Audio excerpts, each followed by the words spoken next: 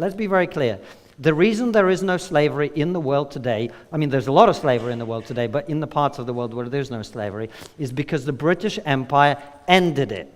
That's why there is no slavery. That is... So, well, look, the fact that you are uneducated about history doesn't mean it's funny. So let me educate you now. Let me educate you now. I know that the woke narrative and the anti-Western narrative on slavery... Oh, you're not practicing free speech very well, are you? You're not practicing free speech very well, are you? The moment I say something you don't like, you're not practicing free speech very well, are you, sir? Thank you. I thought you were all about free speech. How about you let me finish my point?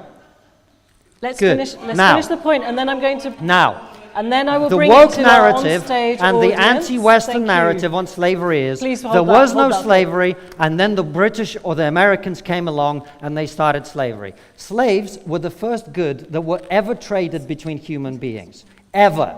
They were the first good ever traded. Native Americans had slaves, Ottomans had slaves, Africans had slaves.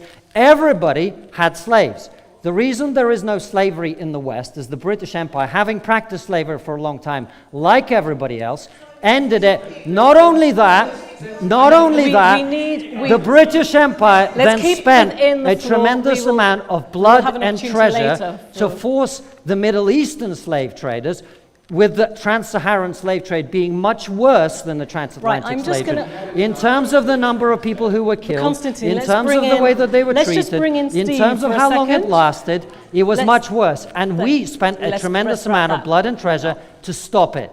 That's the true history of slavery. Okay.